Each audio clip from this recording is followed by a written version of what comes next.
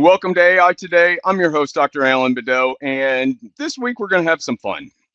We've seen in the news, you've seen pretty much everywhere, online where, they're talking about the releases of these new models, right? It seems like it's happening more frequently, a little bit of a race maybe, but, the newest versions of, ChatGPT and GPT-5 have been out for a little while.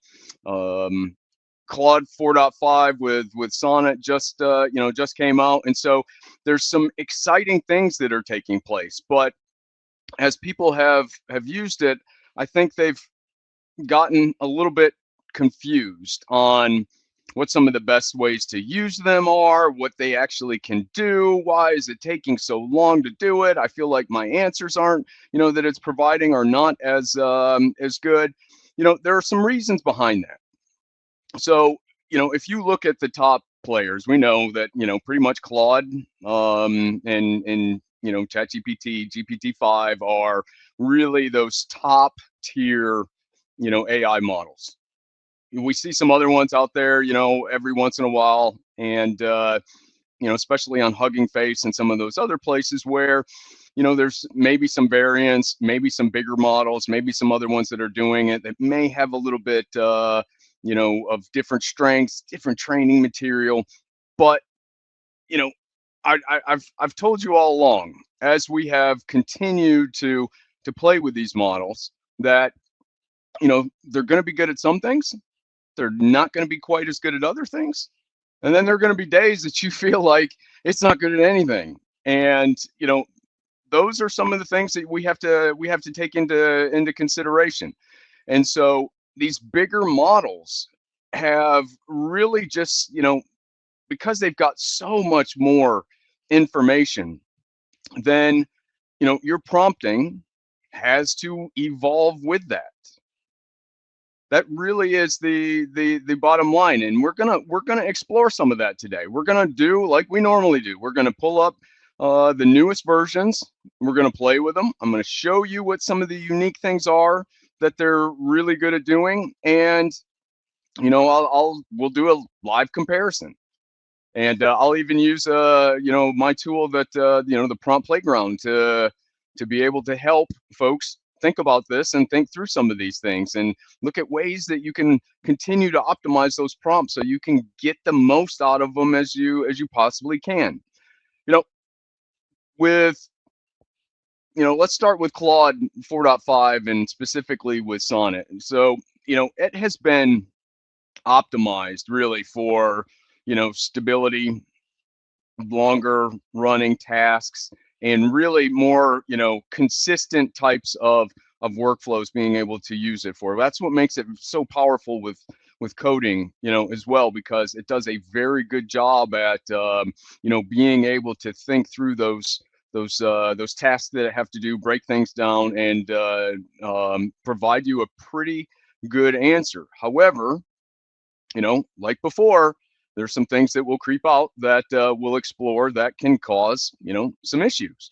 With GPT-5, it was really, they were working to really unify a bunch of models, and I think they've done a pretty good job with that, really. And the performance of them have been pretty good. And I want you to all to think, though, again, we consistently are having these discussions that not all of those models are the same, and their performance aren't the same. So your expectations cannot be the same.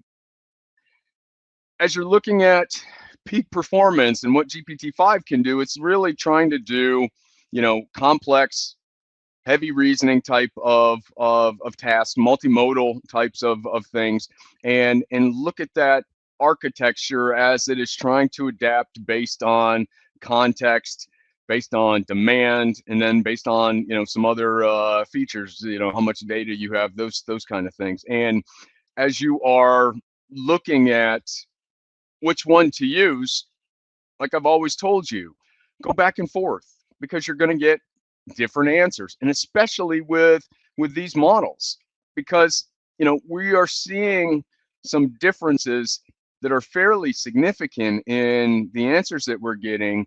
and it's just from the same model, and it may be just from a prompt. You know, so I'm going to go over some real basic things real fast with GPT-5 so folks can understand that, and then we'll do the same thing with Claude. But I'm not talking about the benchmarking. Don't Let me give you guys some advice about that too. You see that, oh, this new model is the fastest at something. Oh, this new model can do math. This new one can do something else.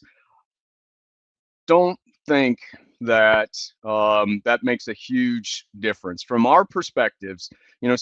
Especially the folks that are watching this show consistently. And granted, thank you for that, right? But there are things that these companies are doing to really boost it. Think about cramming for an exam. That's what they're doing with these models. They're just trying to to hit certain thresholds and optimize it based on that, so they can make that stake.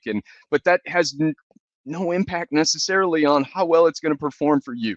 So that's what we're going to focus on. We're going to focus on how these models are going to perform for you and the things that we're doing every day, which is not the benchmark piece. Okay. And so let's start with some basics around GPT-5. What they have, they've got the standard, right? And by standard, we're talking about, it's fast, it's consistent, it's gives you reasonably good responses, things that we're used to seeing from ChatGPT, instant answers almost. They started to switch that when they had Pro and some other features out there, but now, as I said, they're standardizing on these. And you've got the default model, and that's, if you think about it, it's really good for things like customer support, maybe giving you a summary of a book, or an article that you had it ingest and read back to you, and it can do some basic coding, really around use case examples, for test cases, for user experience type of scenarios. Pretty good for something like that, and it's quick. It's really fast. When you go into thinking mode, GPT-5 thinking mode, you're talking about it allocating more resources to do multi-step type reasoning. Really, what you would call complex problem solving. It's trying to break down the different things that it is exploring, trying to answer, trying to give you a good good answer back. But again, its response is starting to get slower.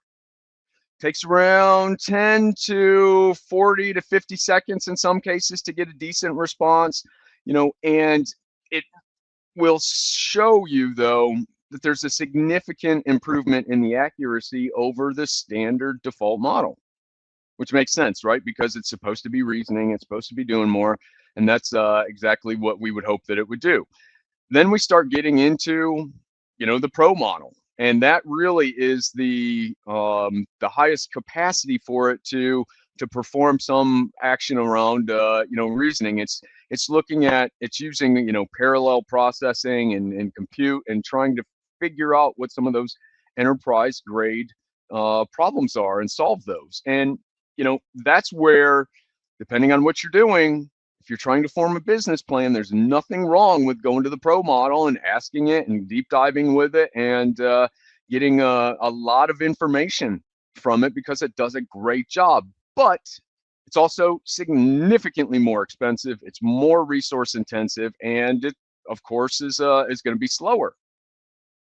But then we've got the mini and the nano are still there, and those are really around faster, again, more cost effective, specialties, low latency requirements, really around some basic reasoning and those kind of things. And it's very lightweight, so if you're going to use it as an API into an app, that's great. But again, we have to continue to be careful with that. Now, I'm not going to get into the architecture. All right, we're not going to talk about some of those basic pieces, but what really is happening is you can get more a better answer out of Pro, because fundamentally your context, remember we talk about your context and your windows and stuff, it can hold more. Now, the standard and thinking model are pretty good though. I mean, they're both at 400,000, and you can get an awful lot into that. The Pro is at 400, but then there's certain things with the APIs that you can use if you're part of that plan. So there's a lot of good things that that you can use it for. But again, you don't want to use it for all the same things. In some cases, you want to use something, a little bit faster. Other cases, you want to use something that's a little bit more reasoning, more smart around that. And really just depends on what you're trying to do. Now, we're gonna compare that with the newest one for Claude, which is 4.5, and there's some great things that one does also, right? It's got one mode where you can get 1 million tokens in that. That's impressive, but it's very expensive. Very expensive. It's about 2.5 to 3 times more expensive than if you're using the normal model for that. But it does a great job with coding, does a great job with some reasoning, and it does a really good job with taking things that you ask it to do, like create PowerPoints or create presentations or create things online, or act like I don't know, a designer and show me something. Does a great job when it comes to that. But again, it's got some pitfalls, because they all do, right? Reasoning, consistency, Claude pretty well, especially on the coding side, which allows you to produce some predictions around that. GPT-5 pretty well, pretty good, but it really just depends on not only the mode that you choose, but how good you are prompting. Okay, you have to be much more specific with GPT-5 than you have to be with Claude 4.5. But there's some good points and bad points about that, and we'll look at those here in a few minutes. But again, it just continues to look at context, and it looks at your window size and how much that's going to cost. And when you start putting all of these things together, you have to look at, again, what you are trying to build, what you're trying to do, and what strengths you want to exploit from each one of those that are going to get you further down the line. If you want something that is more adaptable, I would say, for different types of reasoning and different types of problems, then GPT-5 in the Pro version is the one that you most likely would want to use. However, you want to check the answer maybe with Claude 4.5, nothing wrong with that. Nothing wrong with that at all, because that does a great job at looking at numbers, at double checking somebody else's work, at looking at science and technology. Does a great job when it comes to things like that. And so again, even there's still bits and pieces of both models that you want to take advantage of. Now, from a weakness perspective, we're going to show some of those here in a minute. So I'm not gonna talk about too much about that. But again, as we come back from the commercial break, I want you to think about how you can use these things. Do you need to use them? And what sort of prompts are going to help you really exploit both of those, so you can advance whatever you're trying to do. So stay with us. We'll be right back after a few messages from our sponsors.